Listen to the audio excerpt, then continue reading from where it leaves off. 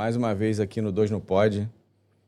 Quero agradecer primeiramente os nossos patrocinadores, o Estúdio Abelha Digital, que é que proporciona aqui o nosso podcast. Se você quer gravar o seu podcast, só chamar a gente aqui no direct, tá? abelhadigital.pt, lá no Instagram, e a gente vai te orientar com relação ao teu podcast, gravação de vídeos, tudo isso. E hoje é muito especial, mais uma vez. A gente tem uma presença ilustre. Foi um sacrifício, tá? Agenda cheia, agenda lotada, tá? E eu não conseguia trazer. O passe muito caro. Um dos passes mais caros aqui do Dois no Pod até agora, tá? Então, quero apresentar a vocês a Amanda Lima. Amanda, muito obrigado pela tua presença. Imagina, obrigada pelo convite. A gente está muito feliz, assim, porque você está muito antenada do que tem acontecido aí em Portugal, né? E principalmente ligado aos brasileiros. Mas o início da nossa conversa é assim, eu queria saber por que Portugal? Porque a minha mãe já mora aqui há algum tempo, há muitos anos, na verdade, e vim aqui para passear, veio a pandemia e as coisas foram acontecendo. Eu não sabia. Tu veio para passear e foram acontecendo? Sim, as coisas foram acontecendo. Porque eu cheguei no Natal de 2019 e ia ficar até março, por ali, mas no meio desse caminho veio a pandemia, nem pude voltar para o Brasil e as coisas aconteceram. E você resolveu ficar? Fiquei. E muitos... para as pessoas saberem, né? A tua formação como jornalista não foi em Portugal, obviamente, né? Não, foi no Brasil. Eu cheguei aqui já formada, já com uma trajetória, já com mestrado. Mas era como se eu não tivesse nada disso quando chegasse aqui. Porque, como todos nós sabemos, quem mora aqui em Portugal, um dos desafios de Portugal, enquanto imigrante, é você conseguir se colocar no mercado de trabalho em algumas áreas. Eu chamo digamos, áreas intermediárias, né, de qualificação. E o mercado ele é muito fechado, de certa forma protetor em algumas áreas, né? E eu achei que no início, então, era como se eu não fosse formada, como se eu não tivesse mestrado, como se eu não tivesse experiência, porque é como se você tivesse que recomeçar tudo novamente, começar do zero, começar quase que uma nova carreira. Legal isso. É bom saber isso, porque as pessoas que estão no Brasil, né, elas acham que é interessante falar, porque, como você falou, mestrado, aqui é como se pegassem, né, ter um mestrado e falassem, e aí? E daí? Sim, não vale, às vezes quase que não tem o valor. Não tem valor, só que as pessoas têm uma ideia diferente, né? Você já chegou trabalhando diretamente como jornalista ou você fez alguma coisa em paralelo a isso ou iniciou em outra profissão como a maioria que faz? Eu já servi muito café. Então é o padrão. Eu já servi muito café, claro que sim. Começou no café também? Sim. Como quase todos, né? Sim, paralelamente, eu trabalhava no café, mas já escrevia pro site Agora Europa, que foi um site assim bastante importante para minha carreira, para começar a fazer minhas fontes e a me firmar aqui enquanto jornalista aqui em Portugal. Mas paralelo a isso, já servi muito café, enfim, já trabalhei nessa área porque as contas precisam ser pagas, né? E todos os trabalhos, desde que sejam trabalhos legais, são dignos. Pois é, a gente estava falando ali no bastidor que quando você começou aqui, eu te conheci através do Agora Europa, né? Uhum. Até uma curiosidade, foi uma matéria que eu não lembro que você falou, que você escreveu alguma coisa e assinou a matéria, e eu fui no direct e comentei alguma coisa. Falei, olha, né? Aí a gente se conheceu por aí. Exato. E aí você depois falou, você pode me ajudar e tal, fazer, e eu fiz. No Agora Europa, você começou no Agora Europa, ele teve um crescimento muito grande, né? Do início do Instagram. E logo depois ele obteve muitos seguidores. E aqui o que você acha que aconteceu para isso ter acontecido, para ele ter ganhado uma notoriedade grande? Porque eu lembro que foi bem pequeno, óbvio, como todos começaram pequeno, mas depois todo mundo partilhava as matérias e as matérias que você fazia eram as mais partilhadas. Sim. O que você acha que deve isso? O segredo é bom jornalismo. O segredo é bom jornalismo, não há outra resposta. Porque a equipe do Agora Europa, eu era correspondente aqui em Portugal e ainda há correspondentes em vários países. E o Cris e a Dai, como muito bons editores, nós fazíamos as matérias muito bem checadas, muito bem apuradas, muito bem editadas e com fontes oficiais. Então, o segredo é bom jornalismo, mas o timing também ajudou muito, porque era ali no meio da pandemia em que as pessoas necessitavam, mais do que nunca, de informação confiável. Era numa altura que as viagens de Portugal para o Brasil estavam fechadas Então as pessoas ficavam naquela expectativa de quando poderiam vir para cá, seja passeio, seja para morar. E a pandemia, eu acho que foi o momento mais vulnerável em que as pessoas precisavam de informação. E nós sabemos que o jornalismo praticado, até mudou um pouco, mas o jornalismo praticado no geral não era um jornalismo voltado para os imigrantes. E é curioso porque no início da Agora Europa, eu fui contratada para ser correspondente em Portugal, mas no início ele foi pensado para não ter correspondente aqui, porque a ideia inicial era escrever notícias em português para brasileiros que moram em outros países que não são falantes de língua portuguesa. Por exemplo, a Irlanda, o Reino Unido, porque muitas dessas pessoas talvez não dominassem o idioma e naquela altura precisavam de informação confiável. Então não tinha um site em português com informações confiáveis. Mas mudaram a ideia e realmente colocaram Portugal como um dos locais, né, para ter notícia. E acabou sendo um grande sucesso, porque apesar de nós falarmos o mesmo idioma, a maneira de escrever é completamente diferente. E o jornalismo em Portugal, como eu disse, mudou um pouco, mas na altura não havia um jornalismo direcionado para imigrantes. Então o brasileiro aqui ele não tinha informação especialmente para ele. E passou a ter. Então eu acho que foi o bom jornalismo que fazemos, e a Europa ainda faz, e o timing. O timing também ajudou bastante. Você falou uma coisa interessante, o bom jornalismo, porque como você era correspondente aqui em Portugal, eu posso também estar enganado, mas o Agora Europa ele cresceu aqui em Portugal. Ele ganhou a notoriedade, acho que mais por Portugal, até pela questão dos brasileiros. Exato, né? Mas isso porque entre os países em que a Agora Europa está presente, Portugal é o que tem o maior número de brasileiros. Então, e nem ia ter o Agora Europa aqui, né? E nem ia ter. Nós sempre brincávamos quanto a isso, porque a ideia era não ter, mas acabou sendo realmente uma necessidade e se provou que é uma necessidade. Mais do que nunca, como eu referi, na pandemia era essencial ter uma informação de qualidade, confiável, checada, porque também isso acontece numa esfera do meio digital em que há muita desinformação, em que há muitas pessoas que agem como se fossem jornalistas e não são, e é muito diferente ser uma pessoa que tem um Instagram por mais milhares de seguidores que tenha, é diferente do que ser jornalista, que é o que nós somos. Porque nós temos uma habilitação para isso, nós temos conhecimento para isso. E eu acho que o grande diferencial, isso aqui em Portugal é relevante, nós estamos habilitados para isso. Porque para ser jornalista aqui em Portugal, você precisa ter uma carteira de jornalista. Tem um ponto essencial que nesse ambiente digital, em que todas as pessoas acham e dão informação, nós temos que diferenciar o digital influencer ou produtor de conteúdo do jornalista, porque são coisas muito, muito diferentes. Nós jornalistas estamos habilitados para isso, nós estudamos para isso, e eu acho que o sucesso ele não tem que ser medido pelo número de seguidores, porque pode existir um digital influencer ou um criador de conteúdo que tenha muito mais milhares de seguidores do que uma plataforma jornalística. Sim. Mas a diferença é que, primeiro, que nós temos o conhecimento para isso, segundo, que nós temos a habilidade e outras duas coisas interligadas. Nós temos o comprometimento. Nós não temos um comprometimento comercial, nem com venda de marca, nem com nada. Nós temos um compromisso com a verdade e com a informação. E por que esse comprometimento é importante? Além de nós fazermos um juramento enquanto profissionais, né, na formatura, aqui em Portugal isso é levado muito a sério, porque aqui em Portugal só é jornalista quem está habilitado para ser.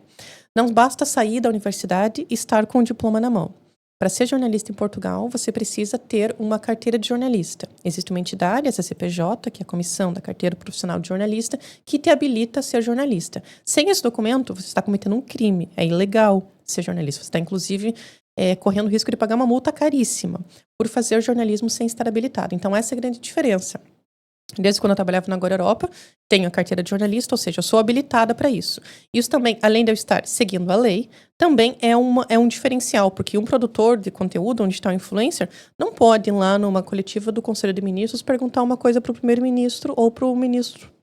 Eu posso, porque eu tenho carteira de jornalista, e isso me habilita. Se eu não tivesse, eu não poderia. Eu acho que essa é a grande diferença.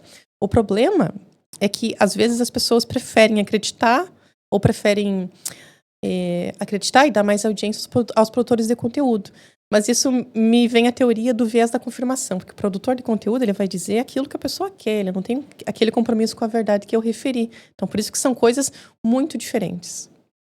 Isso vai dar um corte, tá? Bonito, vou logo avisar.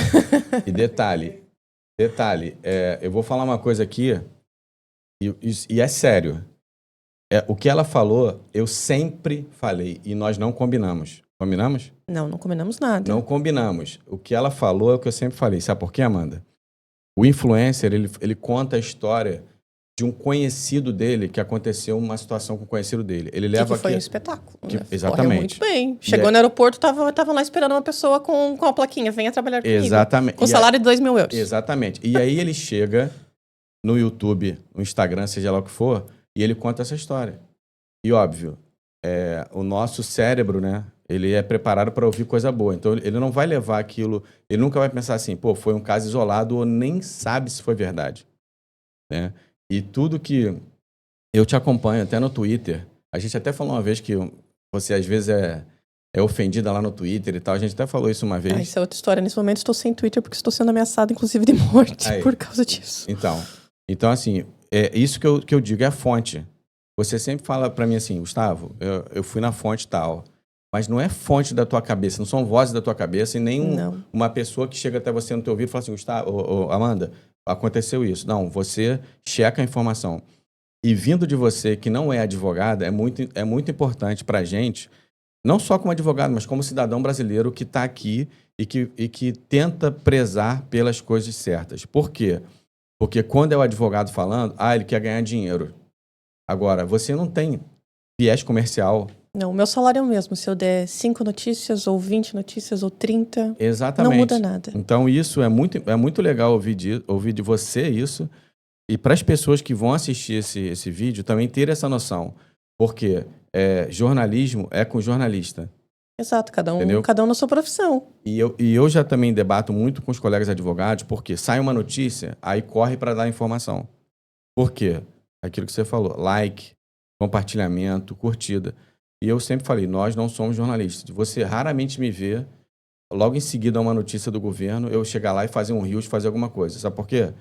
Eu tenho 8 anos que eu estou aqui. Eu vou completar 8 anos. Eu vou completar 7 anos de advocacia. Eu conheço. A manifestação de interesse, a gente vai falar disso já, mas só para você ter uma ideia, ela acabou. Acabou agora. Pode daqui a 2 meses o cara falar, tá tudo parado, vai voltar. Você sabe disso. Quantas vezes você deu uma notícia com a fonte... Aqui em Portugal isso acontece bastante, voltar atrás. Com a fonte, você foi na fonte e falou, falei com o ministro e tal, vai ser assim. Daqui a pouco você olha, o mesmo ministro, 2 horas depois... Não é bem assim. Não é bem assim. Então, isso é muito importante. E é por isso que é importante também isso que eu falei de nós estarmos habilitados a ir perguntar as coisas, porque aqui em Portugal é uma coisa que eu já me habituei hoje em dia, mas é muito diferente do jornalismo do Brasil, que aqui em Portugal anunciam as coisas de maneira muito superficial e existe uma tradição quase entre jornalistas não perguntar profundamente. Por um lado, eu entendo que não se pergunta profundamente porque são muitas questões e alguns assuntos são muito específicos, é o caso da imigração. Mas assim, eu sempre faço as perguntas muito diretas e muito específicas, porque eu sei aquilo que as pessoas querem saber. Então, um digital influencer, ele vai, ou um produtor de conteúdo, seja o que for, ele vai ver a notícia já a partir de um jornal e vai comentar a partir daquilo. Eu não, eu tenho a chance de ir lá e perguntar para o próprio ministro sobre aquilo. E perguntar exatamente o pormenor, o detalhe. Acabou a manifestação de interesse. Ok, mas a partir de quando? Vamos reforçar os consulados. Ok, quantas pessoas, a partir de quando, quais países vão ser beneficiados? Essa é a diferença. Eu sendo jornalista, eu estou habilitada. Eu posso fazer isso. Agora, uma pessoa que só trabalha com produção do conteúdo na internet, ela nem pode fazer isso, né? Legalmente não, ela tem menos chances de conseguir fazer isso, né? Até porque os políticos têm, digamos, uma obrigação em me responder enquanto jornalista. Para isso eu estou respaldada pela lei. Agora, um político não tem a obrigação de responder a um digital influencer, né? E assim, até você... E você poderia ser uma digital influencer porque você tem a possibilidade de perguntar às pessoas diretamente. Sim, mas não quero. Exatamente, você não usa isso. Então, sim, mas também é importante dizer, Gustavo, eu não tenho nada contra a produção do conteúdo dos digitais influencers. Eu acho que cada um tem que estar na sua área. E eu consumo o conteúdo de alguns, descubro coisas interessantes com alguns, por exemplo... Um ponto turístico que eu não conheço aqui em Portugal, um restaurante, eu adoro visitar restaurantes novos. Uma promoção no supermercado. Isso eu adoro também, adoro. Adulto adora promoção no supermercado, né, gente? Adoro. Esse tipo de coisa, que também são informações relevantes, mas isso não é jornalismo. Então, são coisas diferentes. Eu acho que cada um tem que estar na sua área e acho que há espaço para todos, desde que desenvolvam o trabalho com ética e com respeito. Então, eu não tenho nada contra digital influencer, mas eu não me vejo nessa posição. Eu sou jornalista e o meu trabalho é esse. Claro que isso me dá uma visibilidade maior nas redes sociais. E eu poderia ter muito mais, mas eu não quero. Por exemplo, o meu perfil no Instagram é fechado. Imagina se o meu perfil fosse aberto. Eu poderia ter milhares de seguidores. Mas eu não tenho, porque eu não quero. Já basta os problemas no Twitter, né? Pois é, o Twitter é diferente. Então, assim, porque o Instagram, pra mim, ele é um espaço muito pessoal. Sim. Então, ele é uma conta fechada por uma questão de segurança, sim. Mas também porque ali eu tenho contato com as pessoas que me conhecem, digamos, na vida real. Que não me conhecem da televisão, ou do jornal, ou das redes sociais. Pessoas que me conhecem, que conversam comigo, para manter também contato com os meus amigos, com os meus familiares no Brasil. Então, eu opto, e eu sei que eu até posso perder oportunidades profissionais por não estar no Instagram, que hoje em dia é a maior janela de visibilidade. No Twitter eu tô, mas é outro tipo de público, não é? E ali também acabo por ter oportunidades profissionais, lógico, mas eu prefiro não ter, primeiro por uma questão de segurança, e segundo porque eu quero ser conhecida por ser jornalista, não por ser digital influencer. E aí, continuando a jornada da jornalista Amanda Lima, eu tô em casa, sentado no sofá, no meu raro momento de lazer, ligo a televisão e aparece Amanda Lima na CNN. Falei, pá, pronto, agora virou a chave, né? Como que foi essa virada? Isso é outro trabalho. Do Agora Europa para a CNN. Porque, pô, CNN é CNN, né?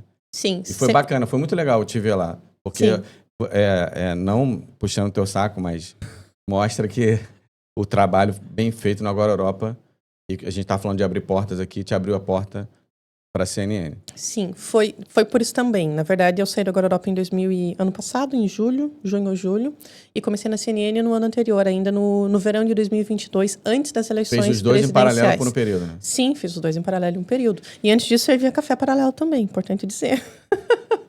Café em paralelo? Claro, trabalhava servindo café em paralelo. Depois né? eu vou contar uma história minha também. Então, na CNN, na verdade, começou pelo Twitter. É engraçado que começou pelo Twitter, porque eu sempre gostei, sempre foi a minha plataforma preferida, sempre gostei de opinar ali. E conheci um produtor, né, que me seguia, o João Rodrigues, que é um dos produtores sênior da CNN Portugal. Na altura não era CNN, na altura era TVI ainda. Não, até a CNN ainda não existia. E ele me convidou para comentar um dia no programa, porque é comum aqui em Portugal que as pessoas sejam convidadas para comentar. É um pouco diferente do espaço televisivo do Brasil, em que há menos comentário e mais notícia. Aqui, até mesmo por uma questão do tamanho do país e do número de notícias, tem a notícia e depois algumas pessoas comentam. Então, eu comecei a ser convidada para comentar ocasionalmente. Isso, sim, é uma tradição diferente em relação ao jornalismo televisivo.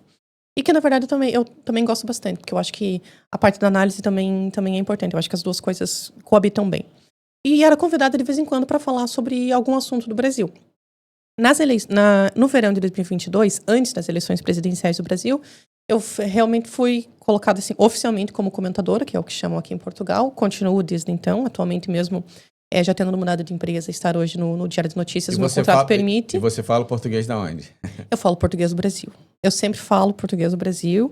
Claro, tenho o dever de explicar algumas coisas. Então, por exemplo, quando eu falava segundo turno, explicava que é segunda volta. Então, sempre dando explicações. Mas, assim, nunca perdi meu sotaque, nem quero perder. Nunca mudei a minha maneira de falar, nem nada. E isso também nunca me foi pedido. Nunca me foi pedido, muito pelo contrário. Então, eu comecei no verão de 2022 e continuo desde então. Claro que, naquela altura, eu tinha uma presença muito maior, porque é uma questão do ciclo noticioso. O tema do momento eram as eleições brasileiras. Foram eleições muito polarizadas, muito exploradas mediaticamente, né? Aqui em Portugal também, em outros países do mundo, claro, no Brasil, aqui em Portugal. Então, tive muito espaço de comentário, continuo comentando quando há assuntos do Brasil, ou mesmo assuntos de imigração. No dia do Plano para as Migrações, eu participei na estreia de um programa novo da CNN, da manhã, que escolhe um tema do dia e convida um painel de pessoas especialistas para falar, e eu participei nesse dia para falar sobre imigração. Então, antes eu falava mais dos assuntos do Brasil, principalmente de política brasileira, mas também comento sobre assuntos que são aqui de Portugal e que eu tenho alguma coisa para dizer, né? Porque eu nunca vou lá para comentar alguma coisa que eu não saiba. Então, nesse dia foi imigração, que é um tema que eu estou sempre por dentro, por ser jornalista e trabalhar nessa área, mas por conta disso. Legal. E aí veio, na sequência, por conta também dos bons trabalhos, veio o DN, que surgiu na tua vida. E a gente estava falando ali que, na verdade, o projeto inicial sempre foi o que é o projeto atual. Sim. Né? Que é o DN Brasil, né? Sim, eu fui contratada justamente para desenvolver esse projeto para o DN Brasil, que já era um plano antigo do grupo, do Global Media Group. E eu acho que foi uma bela sacada, tá? do DN. Eu sou suspeita para falar, né? Mas Uma eu acho bela que sim. sacada. Eu acho que sim.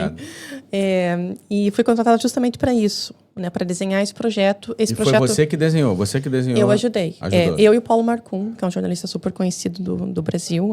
Eu acho incrível, assim, trabalhar com ele, porque era um jornalista que eu estudava na faculdade, o nome dele, e de repente eu estava trabalhando com ele ali ao meu lado. Top. Né? Assim, digamos, eu digo que ele é o meu mentor. E é um ser humano incrível e não preciso nem dizer que é um jornalista excepcional, né? Uma pessoa que tem mais de 50 anos de carreira. No início eu até ficava assim pensando, meu Deus, o que é que eu estou fazendo aqui do lado do Paulo Marcum, que tem 50 anos de carreira, mais do que eu tenho de vida, né? Isso é incrível. Então, o plano inicial sempre foi construir o jornal para brasileiros que moram aqui dentro do DN. Esse projeto teve, sim, indas e vindas, teve mudanças, teve reestruturações que são normais, teve mudanças também na empresa, né, nos administradores, nos acionistas e tudo mais, mas hoje o projeto existe. E, paralelo a isso, enquanto o projeto não arrancava, eu já fui integrada na redação do DN, como jornalista do DN, e está sendo uma experiência muito legal, porque aí era uma coisa completamente diferente daquilo que eu fazia, que era trabalhar num jornal diário português, e escrevendo em português de Portugal, mas mantendo, digamos, o meu estilo de escrita do Brasil. E nunca me foi pedido para que eu mudasse o meu estilo, né? Na primeira conversa que eu tive com o diretor, ele só me pediu que eu mantivesse algumas questões de acentuação e o C, por exemplo, facto, manter isso. Mas o meu estilo de escrita nunca me foi pedido para mudar. Então, paralelo, trabalhando no planejamento do DN Brasil, fazendo matérias para o Diário de Notícias, que eu continuo fazendo até hoje, né? O DN Brasil já está lançado, mas o DN Brasil faz parte, está totalmente integrado no DN, e tanto eu quanto os jornalistas que trabalham no DN Brasil escrevemos também para o DN. No fundo, somos todos a mesma equipe. Eu achei bacana também a iniciativa, não só da empresa, né, do DN, porque você sabe que a gente escuta muita coisa aqui, né, sobre os brasileiros, principalmente, que é a maior parte dos imigrantes. E a gente estava também falando um pouco antes aqui sobre trazer a nossa visão para cá vai mudar não só o jornalismo, mas também as outras áreas, e tem mudado. Como você, eu não confesso que eu não pesquisei, mas eu acho que esse projeto que você participa é pioneiro. Sim, já tiveram algumas iniciativas no passado, mas não tinha nenhuma iniciativa ativa nesse momento. Então, nesse momento, somos os únicos, sim. O público vai ter um projeto semelhante, já anunciou, que é o Público Brasil. E eu acho que todas as iniciativas são bem-vindas, mas eu vejo que nesse curto período, digamos, falando curto do tempo que eu estou aqui, porque 4 anos e tal é pouco tempo. Pouco tempo por uma mudança como aconteceu. Porque não só a imigração brasileira cresceu nesse período aqui em Portugal, mas também eu sinto que uma própria interação de nós jornalistas brasileiros com os jornalistas portugueses também fez com que mudasse a mentalidade um pouco e passasse a dar mais atenção a esse tipo de notícias. Tanto que temos dois grandes jornais, no caso o Diário de Notícias e o Público, apostando em projetos especificamente para brasileiros. Eu achei também outra coisa interessante, que constar o nome do Brasil, né, DN Brasil. Sim. E as cores, porque eu fui lá naquele evento e tava sim, lá prestigiou no lançamento. Verde e amarelo, e também achei bacana a participação, acho que é do editor-chefe do editor-chefe do DN, né? O diretor do DN, sim.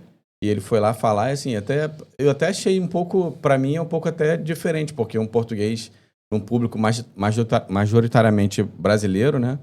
Ele foi lá e falou na boa, assim, achei legal. Sim, esse projeto conta com o apoio total obviamente, nem seria realizado se não contasse com o apoio total da direção e da administração do grupo.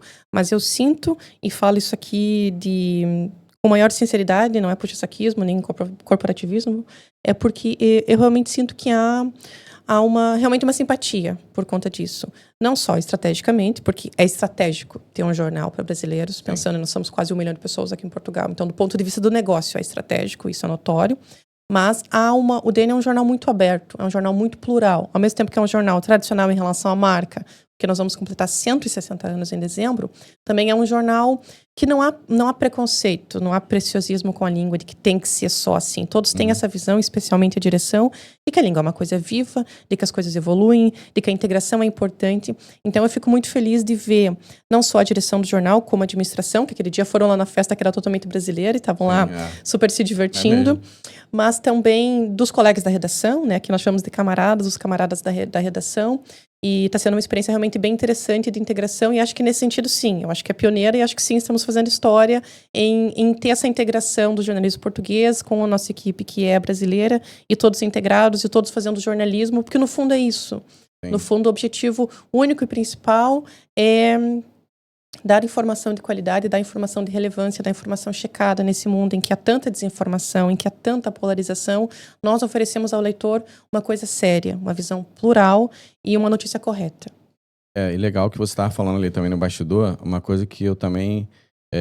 eu nunca tinha parado para pensar, mas depois que você falou, eu parei para pensar. O jornalismo em Portugal, né, como você falou, ele é muito centrado em Porto e Lisboa, né, que são as grandes cidades, e que o objetivo do DN Brasil, né, é alcançar todos os brasileiros, né, porque é voltado para o Brasil, enfim, mas que o jornalismo se expanda por outros lugares, porque a gente estava até falando ali dos lugares mais remotos de Portugal, tem um brasileiro. Sim. Então, essa iniciativa é muito legal. Como que vocês pretendem fazer isso? Qual a ideia de vocês com relação a isso, de expandir o DN Brasil para outras cidades, além de Lisboa e Porto? A primeira estratégia, lógico que passa pelas redes sociais e pela internet, não é? O Diário de Notícias é um jornal que circula no país todo, claro, mas com a internet nós temos chance de estar realmente em todos os lugares. Mas a segunda estratégia, e particularmente eu gosto bastante, e também sou apoiada na direção em relação a isso, que é ir ao encontro das pessoas. Eu nunca gostei de um jornalismo feito na cadeira, só ali sentada na redação e falando só por telefone ou pelo WhatsApp. Eu acredito num jornalismo que vai falar com as pessoas. E desde que eu entrei no DN, as minhas reportagens vão ao encontro disso. Já tive no Alentejo, em Odemira, em Coimbra, já fiz várias reportagens em que eu vou para o terreno e converso com as pessoas. Em que eu vou na rua e peço para conversar com as pessoas e tal. Então, eu acho que o segredo é esse, ir ao encontro das pessoas fisicamente. Já fizemos isso no Porto, vamos fazer isso em Braga, vamos fazer isso em Leiria, num evento, agora em julho. Então, eu acho que essa é a saída, é ir conversar realmente com as pessoas, porque hoje em dia, com a questão digital, também parece que as pessoas estão muito distantes, né? E eu acho que estar presente fisicamente é essencial, né? Eu quero que as pessoas nos vejam, que as pessoas olhem para nós, conversem, aquela conversa de olho no olho e confiem. Porque atrair público para o jornalismo é uma questão de confiança. Eu preciso que o leitor tenha confiança em mim e no meu trabalho. E eu acho que isso é muito mais fácil. E muito mais do que fácil. Eu penso que é muito mais fidedigno e natural e forte quando essa conversa ela é feita pessoalmente. Então, quando a pessoa está ali, tem a chance de conversar comigo, compartilhar uma história, eu acho que ali sim eu consigo captar esse leitor e sei que ele vai comprar o nosso jornal, sei que ele vai acessar o nosso site e assim nos dá também um retorno financeiro, que também é importante, que também é um desafio. Então, a estratégia é ir ao encontro das pessoas. Nós queremos estar onde as pessoas estão. Você falou agora também de uma coisa chamada confiança, né? O advogado, o cliente precisa de confiança, né, no advogado. Sim. E só que o advogado, ele é pautado pela lei. E você sabe muito bem que aqui, como diz no Rio de Janeiro, no Jogo do Bicho, vale o escrito. Aqui nem sempre vale o escrito. Ótima série, inclusive. Para quem não assistiu, fica a dica. Eu maratonei em uma noite. A gente também, eu tava no Rio e foi muito bom. Muito, muito bom. Eu gosto de série assim. Enfim, e hoje, para você ter uma ideia, né? Para vocês terem uma ideia da confiança, por exemplo, eu trabalho como advogado, mas da confiança que eu tenho. Sempre que sai uma matéria, eu vou lá no DN para confirmar. E às vezes, né? Óbvio, eu tenho esse privilégio de mandar uma mensagem para Amanda. Sim, mandar um WhatsApp. Fala assim, Amanda, Gustavo, olha, eu tô apurando. Quantas vezes ela fala, tô apurando. E às vezes eu chego, eu acho que ela não tem ainda a matéria, ela não tem ainda a informação e ela fala para mim, eu já estou apurando. Então, porque a gente não divulga sem estar com tudo certo. Às vezes você vai lá no Instagram, a notícia já tá lá. Pois é. Mas não é uma notícia checada com os detalhes que nós conseguimos.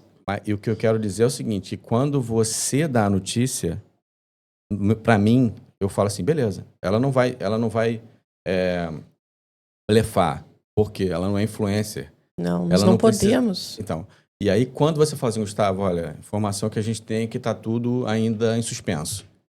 para mim, eu não divulgo, mas para mim, tá tudo em suspenso. Então, quando chegar a notícia para mim, que eu leio, que eu vejo, às vezes, uma pessoa falando, eu falo, não rola. Então, esse jornalismo é importante e eu penso que essa importância ela vai ultrapassar a barreira dos brasileiros. Ela vai trazer também para Portugal uma espécie de confiabilidade no trabalho do jornalista brasileiro Sim. e do DN, porque do DN Brasil que abriu essa porta. Então, isso eu acho muito importante. E eu queria que você falasse sobre isso um pouco, se você já vê essa confiança no teu trabalho por conta de tudo que você já fez faz até agora no jornalismo aqui em Portugal. Sim, eu acho que o primeiro passo dessa confiança é também o fato de ter sido contratada para esse projeto, para trabalhar no DN, que é um jornal muito respeitado, né, com uma história e é uma responsabilidade ser jornalista do DN. É um privilégio e uma responsabilidade. Mas o segundo ponto também é de conquistar audiência, sim, tem a ver com essa questão da confiança. E desde que eu comecei a escrever no DN, antes ainda de lançarmos o DN Brasil, toda vez que eu escrevo alguma coisa, principalmente na área de imigração, eu recebo muitos e-mails, recebo muitas mensagens, ligações, as pessoas realmente comentando e dizendo o quanto era importante ler aquilo, porque a pessoa não tinha uma notícia sobre aquilo, não tinha uma informação e passou a ter. Isso estreita completamente o laço de confiança. Mas acho também importante dizer que não é só para brasileiros. Primeiro que existe uma própria empatia de um jornalista brasileiro escrevendo para o público brasileiro. Eu tenho a vantagem de que essa pessoa pode confiar muito mais em mim, mas também, ao mesmo tempo, a minha vantagem é saber quais são os dramas dessas pessoas. Porque os perrengues que essas pessoas passam, eu também passo. Uhum. O perrengue para renovar documento, sabe? Tudo isso. Eu sei que o brasileiro passa porque eu vivo isso na pele. Isso me dá uma vantagem estratégica. Mas o segundo ponto é que não são só brasileiros. Eu comecei a receber muitos e-mails de várias nacionalidades, de associações voltadas aos imigrantes latinos. Também recebo os e-mails em inglês de pessoas que são da Índia, do Bangladesh, do Nepal, porque também são pessoas que não têm informação. Então imagina, se nós brasileiros antes do lançamento do DN Brasil, estávamos, de certa forma, desassistidos em relação às notícias dessa área. Agora você imagina a pessoa que não lê português. Agora imagina a pessoa que tem só o inglês e ainda não domina totalmente o inglês. E tem muita gente que não tem o inglês. Exato. E essas Nem pessoas o português. já nos veem, e já quando era só o DN, agora com o DN Brasil mais ainda, já nos viam e nos veem como uma fonte confiável de informação. Então eu recebo muitos e-mails em que dá para ver que a pessoa usou ali o Google Tradutor. E eu acho isso fantástico. Eu não falo isso diminuindo. Falo isso de uma maneira genuína e feliz em saber que essas pessoas confiam no nosso trabalho. Porque não tem informação de outro lado, não entendeu? Tem. É a única informação é que nós damos. E é isso que me move enquanto jornalista. Eu acho que isso me deixa feliz e foi para isso que eu fiz jornalismo também, porque as pessoas perguntam, hoje você trabalha?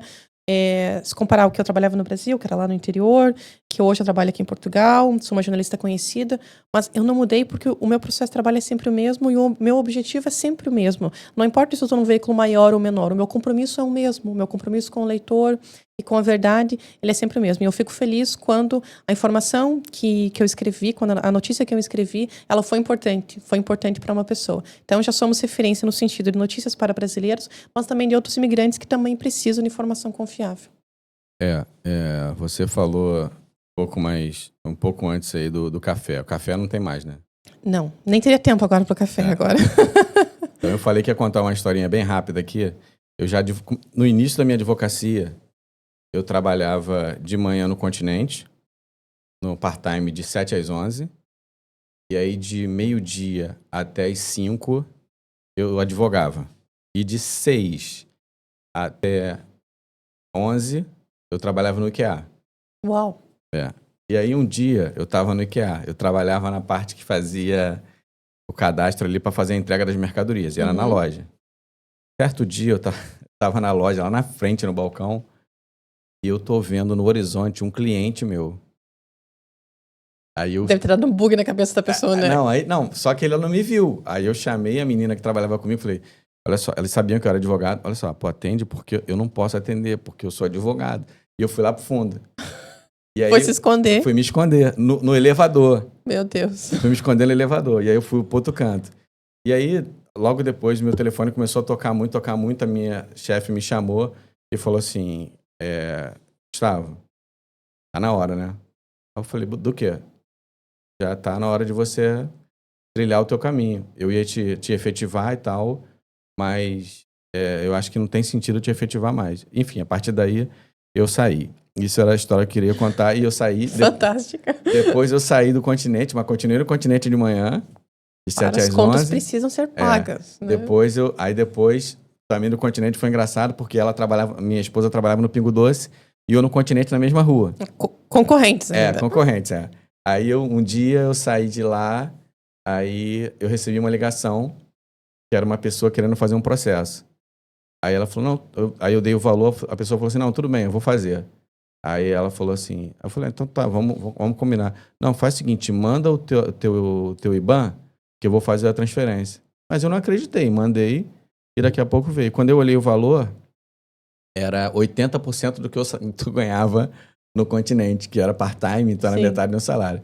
Aí eu saí, encontrei com ela e ela falou a mesma coisa, cara, tá na hora. Ali mesmo eu voltei, a gerente me adorava, pedi demissão naquela hora mesmo. Falei, só tem um problema, eu não posso mais vir nem amanhã. Ela, não, tudo bem, Gustavo, já percebi e tal. Enfim, pronto, esse assunto era o que eu queria falar. Fantástico história, Gustavo, fantástico. Então, eu queria te perguntar por quê. Agora, um tempo atrás, você falou assim, o jornalismo aqui, ele não é tão invasivo. Não invasivo na parte ruim, mas você, às vezes, pega matéria muito superficial. Só que o jornalista daqui, só que eu já vi que você não faz isso. Você dá uma, entre aspas, uma perturbada no ministro para pegar a informação assim, de uma maneira mais consistente. Isso já te trouxe algum problema? Problema com... Problema, assim, de ser tratada de uma maneira... Ser maltratada, alguma coisa assim. As pessoas serem um pouco grossas com você? Sim. Bom, acho que primeiro também, muito brevemente, explicar por que o estilo de jornalismo é diferente. Isso é uma questão técnica. No Brasil, nós estudamos mais a escola de jornalismo americana, que é explicar. Porque aqui em Portugal eu vejo que mesmo as notícias que são para os portugueses, elas são superficiais, mas isso tem razão de ser. Porque a escola de jornalismo que é ensinada aqui em Portugal, nas universidades, ela é mais a escola do Reino Unido e escola francesa, que é não explicar tanto. E no Brasil nós explicamos exaustivamente. Uhum. Então, às vezes, eu vejo uma notícia aqui que alguns portugueses já me confessaram que nem eles conseguem entender plenamente, porque ela é escrita de uma maneira assim, um pouco superficial, que parte do princípio que o leitor já sabe daquilo. E o jornalismo brasileiro, nós somos ensinados, é o tipo de jornalismo que eu faço, parte do princípio do que o leitor não sabe daquele assunto. Então, eu preciso explicar tudo. Por isso que ele tem tantos detalhes. Então, é uma questão técnica, é uma questão de aprendizado. Não está errado o jornalismo daqui, óbvio que não. É apenas uma questão de estilo. Só que é estranho para quem vem do Brasil. É estranho quem chega do Brasil, porque o português já está habituado com esse estilo, né? Por mais que às vezes ele não goste, ele está habituado. Agora, o brasileiro, ele está acostumado com esse jornalismo que esmiuça completamente, né? Então, ele chega aqui, vê que a notícia é escrita de outra maneira, ele vai pensar assim, então, cadê o resto? Eu acho que... E essa é a grande diferença, mas é simplesmente por uma questão de escola que é seguida em relação ao estilo jornalístico, ponto. Em relação a ter tido problemas, já teve algumas vezes que sim, que eu... Pode até ser chamado um pouco de xenofobia, sim, de... não receber informação, ou da pessoa não acreditar que eu seja jornalista, que eu tenho que mostrar ali e falar, não, olha, eu sou brasileira, mas sim, eu realmente sou jornalista. Hoje isso não acontece mais, porque eu já estou, digamos assim, um pouco mais consolidada na carreira, as pessoas já me conhecem, as fontes já me conhecem, mas no início não foi fácil, porque a relação de ganhar a fonte, também a confiança da fonte, ela também é difícil. Mas agora, sendo você brasileira e não conhecida com uma fonte portuguesa, é muito mais difícil. Então, no começo, foi realmente bem, bem difícil. Mas eu não posso dizer que alguma vez eu tenha sido maltratada diretamente, não. Mas já levei, assim, com algumas pequenas piadas, que no fundo era xenofobia, claro. E com, digamos, não ser tão levado a sério. Ou, numa lista de pedidos, o assessor pode pensar assim, o pedido da jornalista brasileira vai ficar lá embaixo. Eu acabo ficando prejudicada. Isso já aconteceu. Eu acho que hoje em dia não acontece mais. Mas é aquela coisa de ter que se firmar no mercado, que naturalmente é um mercado difícil, é um mercado competitivo, é um mercado em que você tem que ganhar a confiança da fonte, e sendo brasileira e sendo mulher, é um pouco mais difícil. Mas em relação a ter problemas, eu tenho mais problemas com alguns leitores do que provavelmente com as fontes, né? Porque nesse momento, infelizmente, Portugal vive um momento de uma xenofobia, de um nacionalismo muito, muito divulgado, em que as pessoas perderam o pudor, que até um pouco tempo atrás tinham, de demonstrar publicamente que não querem saber dos brasileiros, que são xenófobos mesmo, E isso me traz, sim, alguns problemas, como eu referi antes, eu tenho meu Instagram fechado por uma questão de segurança. Nesse momento, eu tenho até a minha conta do Twitter também fechada, porque nos últimos dias eu recebi várias, não só ameaças, tem algumas que já prestamos queixa junto com o advogado do jornal, que tem me prestado total apoio. Mas ultimamente tenho utilizado muito inteligência artificial, imitação de vídeos, sabe, com caricatura. De voz, né? Exato. Estão usando muito isso contra mim. E nesses últimos dias foi, assim, um pouco difícil de lidar.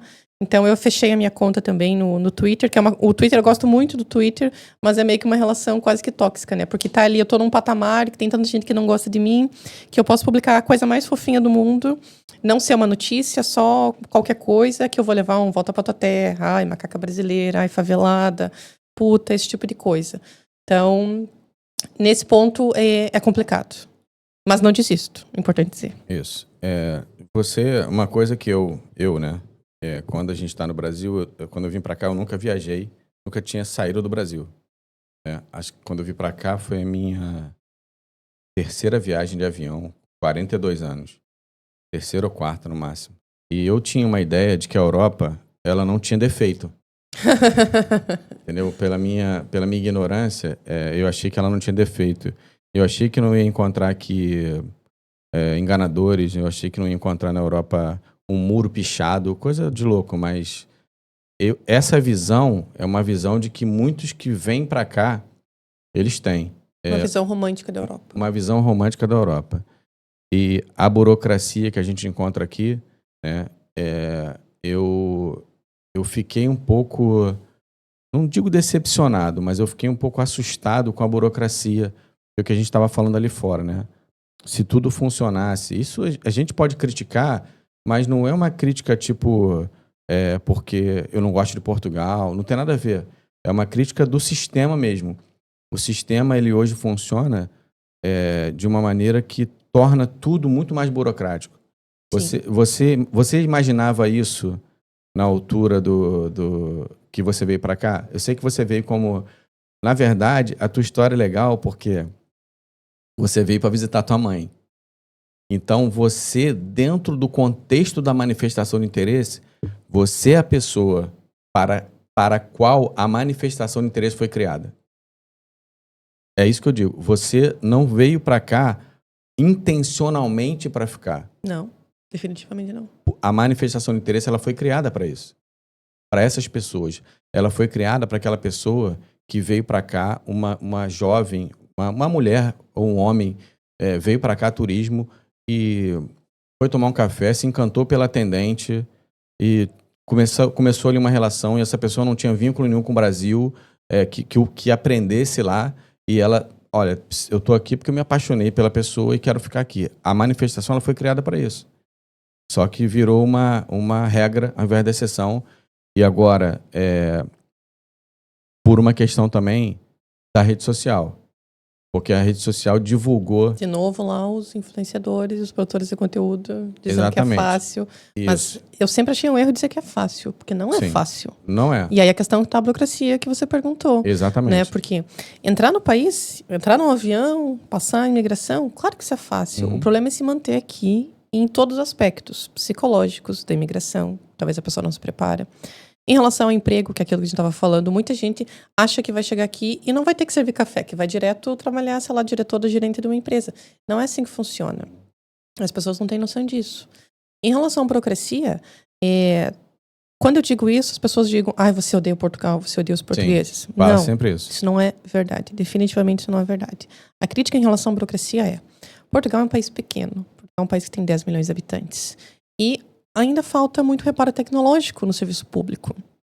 Se tivesse um serviço público, se tivesse um sistema digital melhor, já melhorava um pouco em relação à burocracia. Mas por que a burocracia é um problema para o imigrante? Um problema adicional. Porque o português também enfrenta essa burocracia e também detesta, também não gosta.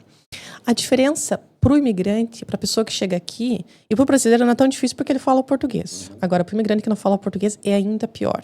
Que é não saber como as coisas funcionam, não saber onde buscar informação, porque você vai num balcão e dizem uma coisa, você vai no outro ao lado dizem que é outra coisa completamente diferente. A pessoa fica perdida.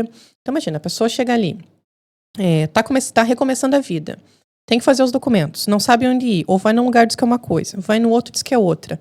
A pessoa tá ali, talvez acabou de começar a trabalhar. Tem que pedir um dia de folga. Aí tem que pedir outro porque faltou um documento que não estava na lista, mas que te pediram.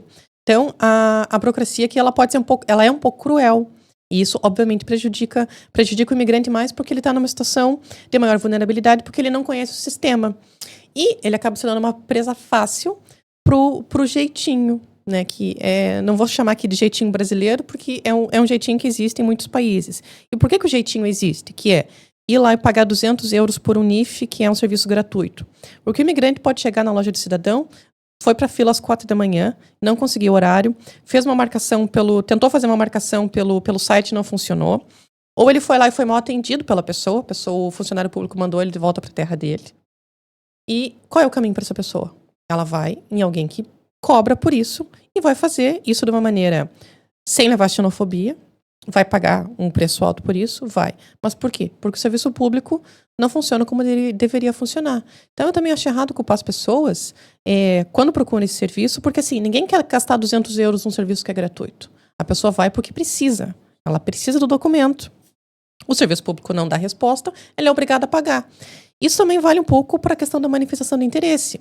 A gente sabe que tem muita gente que veio por achar que é fácil, mas não é. Porque o difícil é depois conseguir se manter aqui, resolver toda a documentação, esperar 2, 3 anos em que você fica preso no país, em que você fica num limbo que você não é irregular, mas não é irregular. Muitas vezes você não consegue ter um emprego bom, porque a pessoa não te contrata se você ainda não tem o título, só que você leva 3 anos para conseguir. Então, não é fácil. Não é fácil migrar dessa forma. Então, eu sempre achei que foi um erro dizer que é fácil migrar dessa forma, porque não é. Porque o sistema aqui dentro, entrar no país é fácil, mas o sistema aqui dentro de Portugal não é fácil. E com essa alteração, né, da manifestação, até estava falando com você ali fora, eu nunca fiz tanto visto na minha vida como agora. Aí me leva a uma reflexão.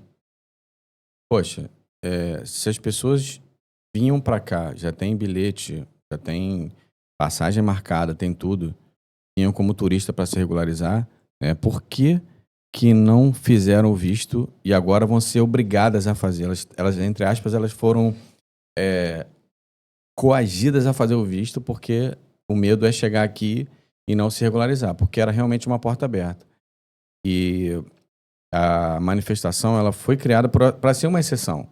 Tanto que o governo criou o visto de procura de trabalho, que é o mais utilizado atualmente. Sim, em 2022. E que é um visto que não é nem um pouco, assim, é burocrático, como tudo é burocrático. Mas em termos de exigência, ele é mais flexível, né, nesse quesito. E aí, a questão da burocracia também tem muita coisa ligada ao imediatismo. O imigrante, ele não quer esperar. Ele veio de uma maneira que não era para vir, mas ele entende que ele não tem que esperar porque é sempre a mesma alegação. Eu contribuo com o país. Eu concordo. Tem gente que tem 24 descontos na Segurança Social e não tem direito ou ainda não se legalizou. Tudo bem. A culpa é do sistema que é demorado. A culpa é do sistema que é demorado. E aí veio o quê? As ações judiciais, que você sabe que vieram para corrigir. E eu concordo porque eu acho que... Porque você é advogado. Não, tô brincando. Não, eu concordo até porque você falou do funcionário. Então, tipo assim, ele é pressionado por uma ação judicial. E ele não tem como correr. Eu não vou dizer qual é a delegação, mas existem hoje lojas da AMA, que antigamente era delegação, que elas não funcionam mais à tarde para o atendimento tradicional. Só para ação judicial. Te dei um furo de reportagem, não? Eu não sabia disso. Pois, depois a gente conversa no bastidor. Depois do bastidor você me conta qual é essa loja. Então. Que eu até já imagino qual é. Então essa loja ela funciona a partir depois da hora do almoço só para atender ações judiciais. Sim, na verdade a própria AMA fez isso. Ela destacou uma equipe de profissionais só para lidar com as ações judiciais. Mas eu acho que isso é uma falha do governo, óbvio, principalmente do governo anterior, que é ter feito essa alteração na lei, que foi positiva e essencial para a mão de obra no país. Acho que assim, é muito importante deixar claro. Mas, ao mesmo tempo, não equipou o sistema público, né? O sistema do serviço público, em especial no antigo CEF e agora na AIMA. Então, como é que você vai querer fazer um trabalho com a mesma rapidez, sendo que você tem um volume de trabalho que é, 5 vezes maior? Então, esse é o problema. E o problema, e o tema da manifestação do interesse, obviamente é o tema do momento, né? Desde que elas acabaram, porque não é nem dizer desde que o plano foi anunciado, porque elas acabaram, assim, em questão de horas, Claro. né? E eu até tive que morder a língua, porque eu estava conversando com os assessores do governo no dia que foi anunciado. E ele falou, vai ser para breve. E teve outro colega jornalista assim, falou, tá, mas breve quando? Aí eu ainda falei, o breve aqui de Portugal é um breve demorado.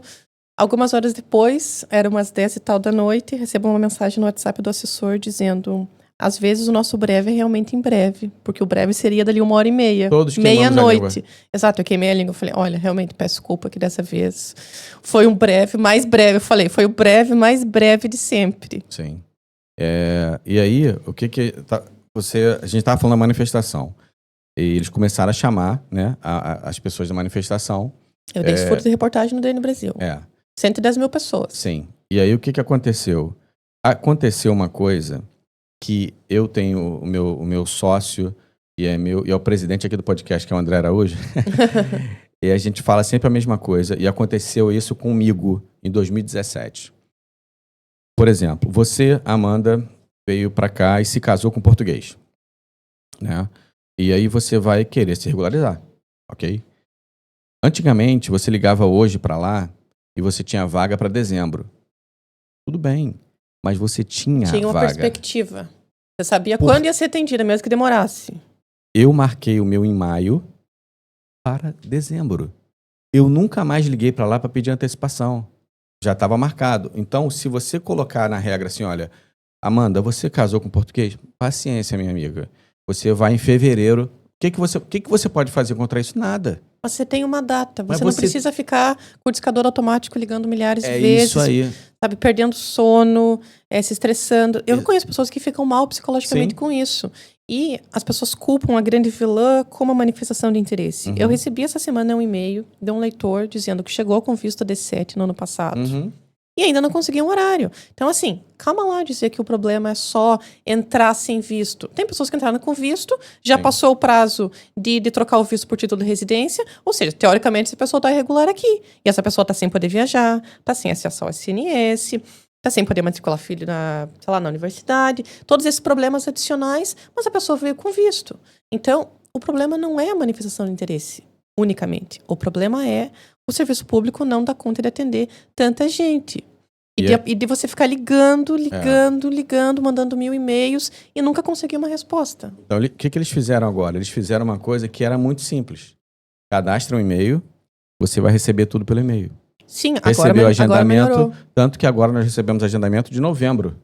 Sim, mas tem uma data. A pessoa sabe que tal dia isso. E ela não precisa mais ligar. Mas por que... Entendeu, Amanda? Aí o que acontecia antes? A gente trabalha com isso... Aí ele fazia aqui, ele abriu o agendamento em março para abril e maio. Óbvio, aquela loucura. Por que não deixa permanentemente aberto como era antes? E falava assim, ó, você, Maria, você tem agendamento para 31 de janeiro de 2026. Tudo bem. Você sabe qual é a data. Tá errado, mas você não entrou com manifestação? Paciência. E eu acho também, a pessoa entrou com visto, é prioridade. Não importa. Mas não tem prioridade. Não tem, mas tem que ser prioridade. Porque... teoricamente, pela lei, ela já deveria vir com a data marcada, exatamente. Estudante, mesma coisa. Exatamente. Estudante, a mesma coisa. A gente tem vários casos. Então, é simples organizar. A pessoa vai fazer manifestação hoje. Abre manifestação, mas fala para ele, olha, a primeira vaga para você é 2027. Ele vai parar de fazer ligação. Mandar e-mail, contratar um advogado achando que vai resolver. Contratar advogado achando que vai resolver, exatamente. Então, ele tem uma data. Isso a gente sempre falou. Em 2018 era assim. Eu tinha agendamento para o ano todo. Eu sabia a minha agenda de antigo CEF o ano todo. Mas nesse aí teve várias mudanças, né? Porque no caso da manifestação de interesse, eu até citei isso como era, para as pessoas que não sabem como era o agendamento até 2021... E que você tinha que ficar esperando a vaga abrir, que você nunca sabia quando era. Sim. E você tinha que ir lá no site correr. E às vezes abria às 7 da manhã, ou às 3 da tarde, as pessoas não sabiam. Ou 1 da manhã. E eu achava isso de uma crueldade tão grande, mas tão grande.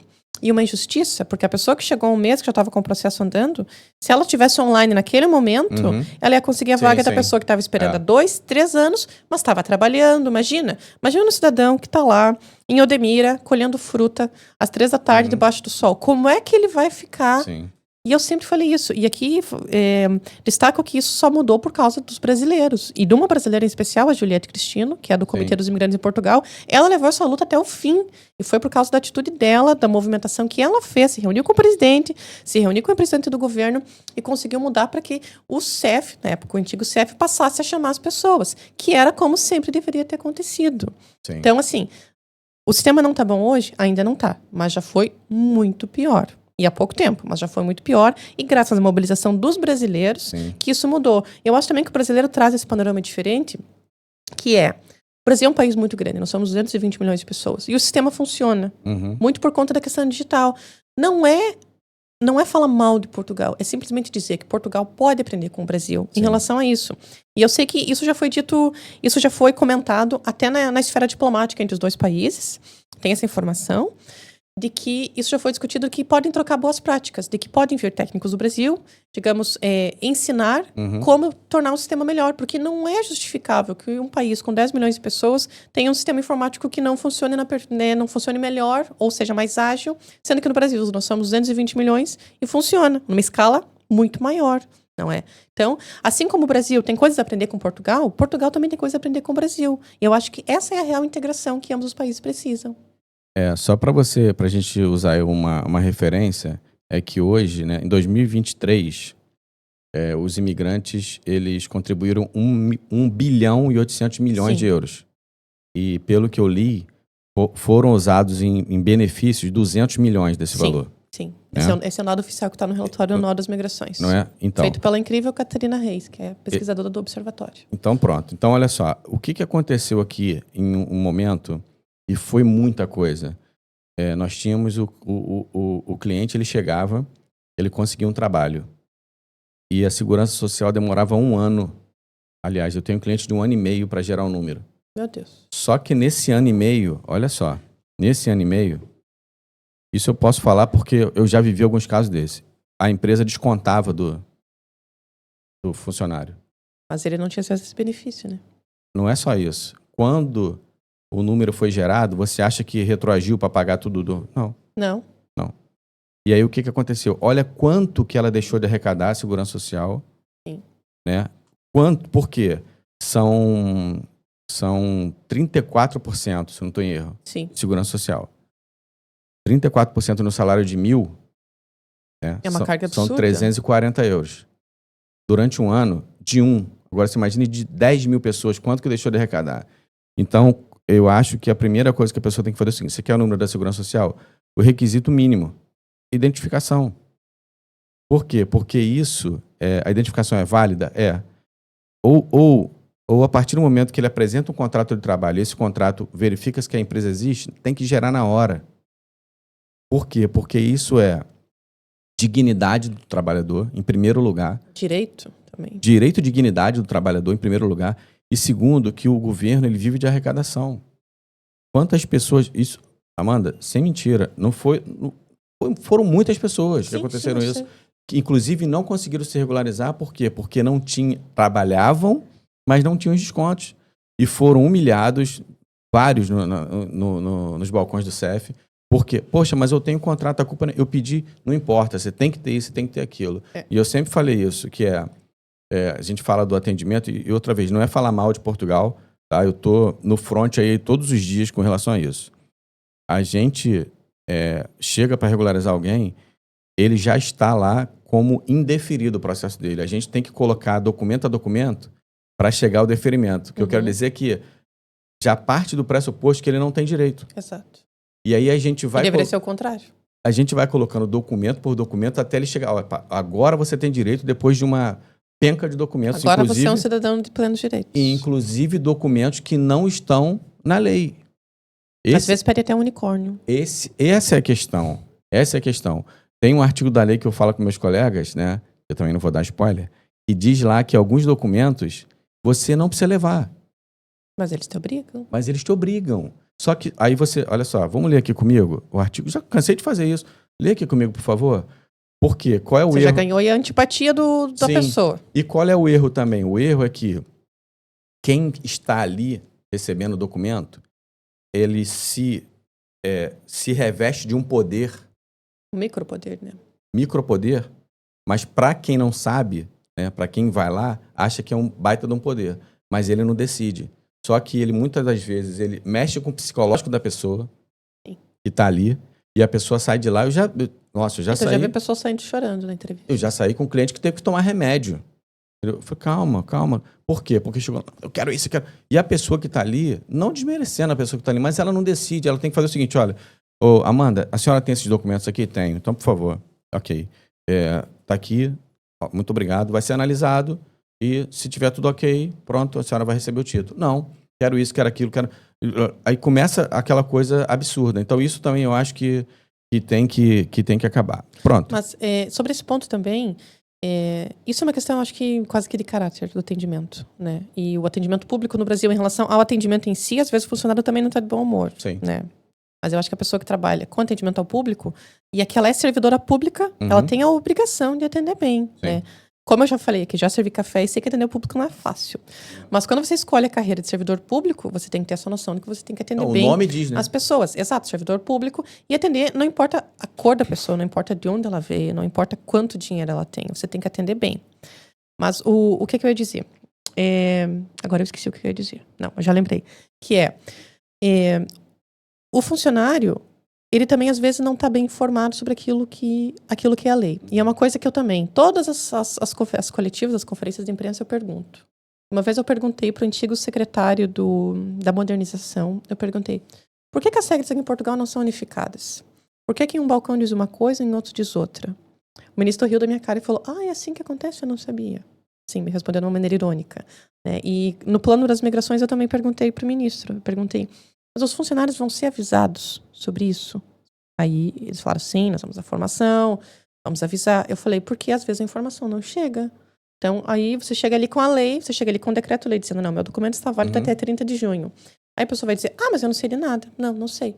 Mas assim, é um documento oficial. Então, falta também uma comunicação. Acho que o que falta é uma comunicação efetiva, uma comunicação eficaz para que o funcionário público que vai atender ali as pessoas, ele saiba aquilo que está valendo, aquilo que não está valendo. Sim. E, Amanda, isso já aconteceu várias vezes, porque eu vou em todas as lojas, né, da AIMA, e assim, eu chegava com uma informação e o atendente, mas foram muitas vezes. Eu não sei disso. Aí chamava o coordenador. Ele também não sabe. Não sabia. Aí ele ligava, aí ele falava, não, olha isso, juro. Ele ligava e falava assim, não, realmente, vou ligar para não sei o quê. Superintendente ligava, aí voltava, não, realmente é isso mesmo. E sobre essa questão da burocracia, né, existem algumas mudanças aqui que elas são feitas da noite para o dia. Sim. Mas sempre, tá? A maioria das vezes foi para, não vou dizer prejudicar, mas foi para não beneficiar. E vou contar um caso rapidinho. 2019, nós tínhamos a regularização pelo filho que nasceu em Portugal. Então, se você tivesse um filho em Portugal, que é o artigo 122, B4, né, que era assim, os pais, o filho nasceu em Portugal, os pais têm direito a se regularizar desde que o filho estivesse na creche. Você só pode entrar na creche com 3 meses, né? Sim. Ok. Foi até o meu caso. Então, o que aconteceu? Eu levei um cliente para fazer uma legalização. No dia da legalização, quando eu cheguei lá, a coordenadora me conhecia. Oi, doutor Gustavo, tudo bem? Tudo bem. É o quê? Eu falei, 122B4. Aí ela, você soube da mudança? Eu falei, não. Aí ela, mudou. Eu falei, mudou quando? Mudou ontem. Recebemos um comunicado interno de que agora, para fazer esse artigo, a criança tem que ter 3 anos. 3 anos, de 3 meses para 3 anos. Aí e o cliente, e agora, doutor? Eu falei, bom, o senhor ouviu da boca da pessoa que é responsável aqui pelo setor. Conclusão, isso foi em março. Eles receberam uma chuva de reclamações, inclusive alguém de uma organização não governamental ligada a imigrantes fez um barulho do caramba, né? Na altura, e em novembro voltaram atrás. Então, agora, a minha pergunta é, nesse meio termo, eu tinha 10 agendamentos. Já era. Mas tu percebe o prejuízo que a pessoa teve? Total. E sem nenhuma informação. Então, quando a informação é relevante para eles, o que eles fazem? Eles falam. Agora, ao contrário, que foi benéfico. Antigamente, você começava um processo pelo artigo 88, que é o contrato de trabalho, e não podia migrar para 89. Você tinha que ir com 88 até o final, 89. Então, eu fiz muitas batalhas, eu tive. Por quê? Porque aqui você sabe que a pessoa muda de emprego 20 dias num, 20 dias no outro. E a pessoa mudava, ia do recibo para o contrato e tal. E eu fiz muitas coisas, assim, muitas brigas, batalhas para poder fazer, pela dignidade, a troca. E foram muitas. Só que mudou. E não avisaram. A verdade, não avisaram. Não avisaram. Mudou porque uma pessoa, alguém foi lá e falou, olha, agora já não é preciso mais fazer nenhuma briga. É só troca na hora. Troca na hora. Então, mas por que não avisaram? É como você falou. Olha só, a pessoa tá ali num sufoco, correndo atrás. O que custa avisar? Fala assim, olha, foi feita uma alteração por uma questão de Portugal, funciona assim e tal. Por quê? Então, essas coisas realmente... Comunicação, né? Comunicação é tudo. E a ANMA, ela tem que ter ali, a parte jornalística dela, de comunicação social, desculpa, esqueci o nome, de comunicação social. Assessoria de imprensa. Assessoria de Mas eu mesmo já disse isso para eles. A mais forte que puder. E assim, ele tem que estar presente o tempo, tem que ter alguém ali de plantão, porque isso, olha, hoje a imigração, você viu a notícia que saiu agora, tem 2 semanas, de 2 brasileiros que compraram uma vinícola no Porto, 45 milhões de euros. Como que você pode pegar uma pessoa que investe isso e que comprovou que está... Como que você pode pegar e deixar uma pessoa dessa esperando 1 ano por um título? Amanda, não pode. Mas eu conheço pessoas, sei de casos que um CEO de uma grande empresa que veio de outro país e que ele vai voltar, não vai ficar aqui, porque ele não conseguiu vaga para regrupar a família. Ele não quer estar aqui sem a família. Mas assim, estamos falando de uma pessoa que tem um salário muito, muito, muito alto. Eu tenho um cliente assim também. E nesse ponto... Portugal não discrimina, né? Nem rico, nem pobre. O sufoco é para todo mundo. É para todos. O sufoco é para todo mundo. Mas em relação à comunicação da ANMA, eu mesma já falei, eu estou sempre em contato com a equipe da ANMA, com o próprio presidente. E eles admitem que eles têm que melhorar a comunicação e estão tentando fazer isso. Estão tentando melhorar a comunicação no sentido de comunicar melhor as pessoas sobre aquilo que tem que fazer, sobre aquilo que muda. E aqui nós temos um bom exemplo, que foi aquela situação das 110 mil pessoas que eles chamaram, da manifestação do interesse. Muitas pessoas me mandaram e-mail, muitas mesmo, dizendo... Não acreditava que aquele e-mail era da ANMA, porque assim, nunca recebia um e-mail. Exatamente. Aí de repente recebe um e-mail dizendo que você tem que pagar uma taxa. As pessoas ficaram assim... Eu recebi mais de 50 ligações no dia. Exato, disso. tipo, o que é que está acontecendo? E aí depois o que a ANMA fez? Criou um documento de perguntas e respostas muito completo, um em português, um em inglês, colocou no site, pronto, ninguém mais teve dúvida. Mas é a comunicação. Essas pequenas alterações, é só fazer um comunicado, chama a imprensa, fala, olha, comunicado. Porque isso vai evitar a especulação, né? Exato.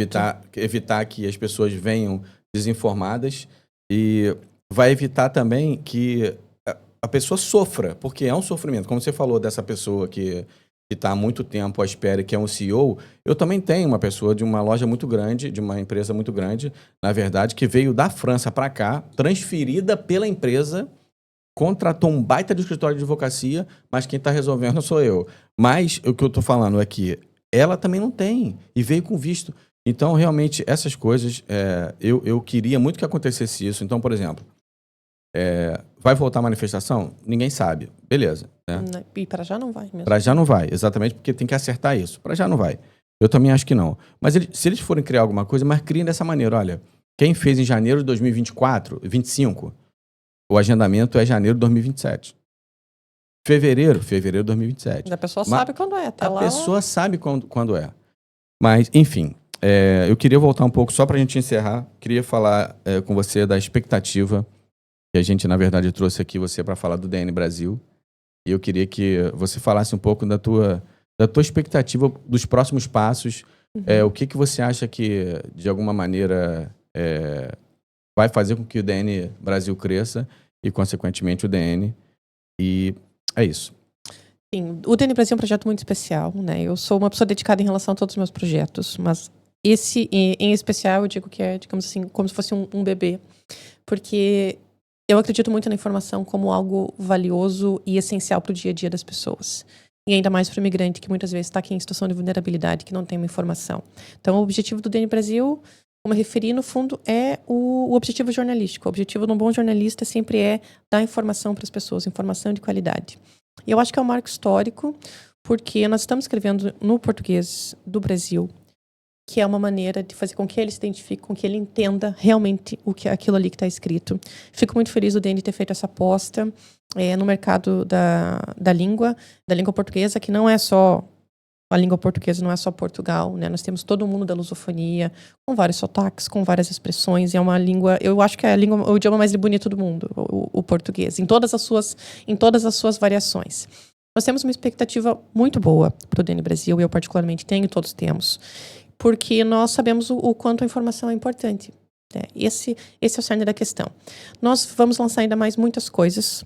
Nós vamos lançar podcast, vamos lançar newsletter, vamos promover eventos, já estamos promovendo alguns eventos, já somos parceiros de alguns eventos, e como referi antes, é o jornalista que eu acredito que é esse dia ao encontro das pessoas, de estar realmente no meio do povo, sabe, de falar com as pessoas, de ouvi-las, de ouvir as histórias, de ouvir as demandas, de ouvir as críticas também, que sempre vão existir.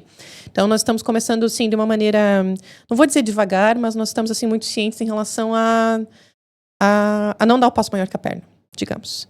Né? Nós temos ali o nosso fluxo de matérias diário, nós temos alimentado as redes sociais, estamos sempre com 2 páginas no DN todas as segundas, mais o suplemento mensal que sai a cada primeira segunda de cada mês. Então, a primeira segunda de cada mês é um caderno completo. Né? Cada caderno vai ter uma temática. Já posso adiantar que o próximo, dia 1º de julho, vai ser sobre chegar em Portugal, ou seja, chega aqui... Como fazer os documentos, toda essa parte, rede de apoio. O segundo caderno, que vai ser no dia 1º de julho, é destinado a isso. Nós teremos outras edições, uma focada em educação, por exemplo, uma focada em trabalho, uma focada na vida familiar. Então, temos muitas coisas boas para divulgar. E o objetivo do DN Brasil, além de informar, também é integrar. É mostrar para as pessoas e para a comunidade em geral, também a comunidade portuguesa, a sociedade portuguesa, na verdade, que a imigração ela tem muitos pontos positivos e que existem muitos, e a maioria dos imigrantes vem aqui para ter uma vida melhor, para cumprir as regras, para cumprir as leis e para fazer coisas fantásticas. Nós temos empreendedores brasileiros aqui que são extremamente criativos e que estão fazendo negócio, que estão ajudando o país a crescer. Nós temos investigadores, pesquisadores nas universidades que também estão fazendo projetos incríveis que ajudam o país, que ajudam as pessoas nas mais diversas áreas. Então, eu acho que também o DN Brasil ele surge num momento em que depois de 2 campanhas eleitorais, para as legislativas e agora para as europeias, ele vem num momento em que a imigração foi o tema principal, mas de uma maneira completamente negativa, em que foi tentado colocar que a imigração é um problema para Portugal, sendo que não é, sendo que nós ajudamos em muitas coisas, na segurança social, na natalidade, no crescimento do país, na mão de obra, nas universidades, em tudo. Então, nessas últimas 2 campanhas, foi colocado o imigrante como inimigo, quase como nós e eles, nós contra eles. O objetivo do DN Brasil é romper isso, é mostrar que não, somos todos nós. É romper, de certa forma, essa polarização, essa contaminação do discurso político, do que os imigrantes são um problema, que os imigrantes todos são criminosos, sendo que isso não é verdade. Isso é uma narrativa que tentam colocar na cabeça das pessoas por motivos eleitorais. Só que não tem nenhuma base na realidade, não há nenhuma estatística que prove isso. Porque como é que haverá uma estatística que vai provar alguma coisa que não existe? Então, nosso objetivo é mostrar o lado positivo da imigração. Claro que nós não vamos deixar de divulgar os aspectos negativos. Sim. Nós também não vamos deixar de criticar aquilo que tem que melhorar. Ou seja, nós não temos amarras, nós não temos um compromisso em dizer uma coisa ou dizer outra. Porque, no fundo, o que nós fazemos é jornalismo. O jornalismo é mostrar a realidade. E a realidade é complexa, a realidade não é fácil, a realidade é muito diferente daquilo que se vende no Instagram. Não é? Então, é um desafio complexo, porque... nós não temos respostas prontas como o discurso político tem ou como a narrativa do Instagram tem. Nós temos que mostrar todos os lados e a realidade complexa que é isso. Então, esse é o papel do jornalismo. Então, é um projeto muito desafiador, sim, por conta do contexto político, mas, ao mesmo tempo, eu acho que é um projeto essencial para esse momento. Eu acho que não poderia ter um momento melhor para lançar o DN Brasil do que nesse momento, depois dessas 2 eleições, depois do aumento dos casos de xenofobia, do aumento dos casos de xenofobia online, mas também das agressões, como tem acontecido no Porto. Então, é desafiador, mas eu acho que é o momento perfeito para que nós falemos imigração de uma maneira responsável, de uma maneira jornalística, de uma maneira equilibrada e mostrando aquilo que de bom que os imigrantes trazem para Portugal, e que são muitas coisas. Olha, foi muito surpreendente esse episódio, hoje aqui do 2 no Pod. Eu queria aqui falar para a câmera o seguinte, eu já convidei a Amanda para ter um podcast aqui, tá? O estúdio está à disposição dela. Óbvio, ela tem umas questões profissionais, mas eu queria que você colocasse num comentário aqui desse vídeo se ela deve ou não fazer um podcast aqui. Tá me impressionando, né? Se for maioria aqui, eu vou mandar os comentários para ela. Mas é porque... Aí eu mando pro meu chefe. Exatamente, são informações muito relevantes, são pertinentes, são atuais, né? E tem uma coisa que ela falou agora há pouco, que não tem lado. Aqui não tem lado, ela tem o lado certo. O DN tem o lado certo. E sempre foi assim, tá? Não é porque ela tá no DN hoje, não, porque eu conheço ela... Mas são assim há 160 anos Exatamente, o DN. E ela, assim, eu conheço ela há algum tempo e sempre foi assim. Ela nunca foi diferente, nunca teve tendência para nenhum lado. Então, tô muito feliz aqui por você ter vindo. Eu é real mesmo. Eu queria que você tivesse aqui, se fosse permitido, se fosse um desejo teu, um podcast aqui que fosse uma vez por mês, que fosse.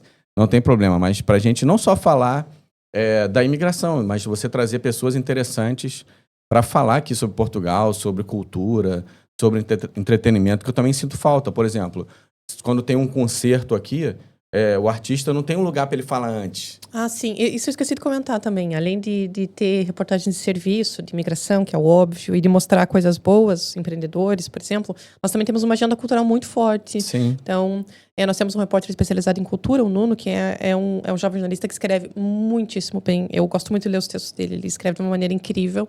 E está muito ligado à cena cultural. Então, divulga sempre quando tem festas, concertos, shows, eventos, não só de brasileiros, mas principalmente da cena da imigração, que esse é outro ponto muito positivo da imigração. Sim. A cena cultural aqui em Lisboa é incrível muito por conta não só dos imigrantes brasileiros, mas também dos outros países dos Palopes, assim, é muito rico. E nós divulgamos bastante, temos inclusive uma seção fixa no site, temos uma coluna que se chama O Que Há de Bom, que é feita pelo Nuno todas as quintas-feiras, em que ele faz uma curadoria dos principais eventos da semana, sempre com uma dica extra de um restaurante ou de uma dica gastronômica, seja de uma feira, alguma coisa assim. E esse é outro ponto que nós damos bastante atenção no DN Brasil, que é para a parte cultural, da agenda cultural, que também é uma maneira de mostrar o lado bom da imigração. É isso aí. Então, gente, olha, foi muito bom esse episódio, como sempre. Mas hoje foi muito especial porque a Amanda tem essa visibilidade aí.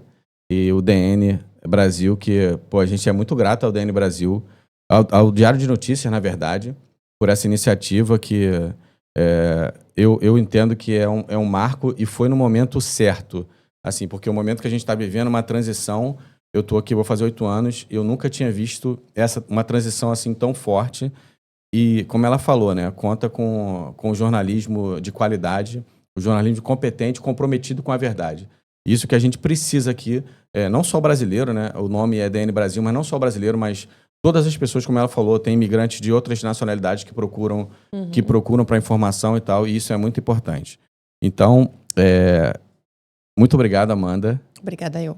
Eu quero aqui dizer que foi um prazer para mim te receber aqui. A gente se conheceu pela internet, depois fui lá na inauguração e hoje você aceitou o meu convite.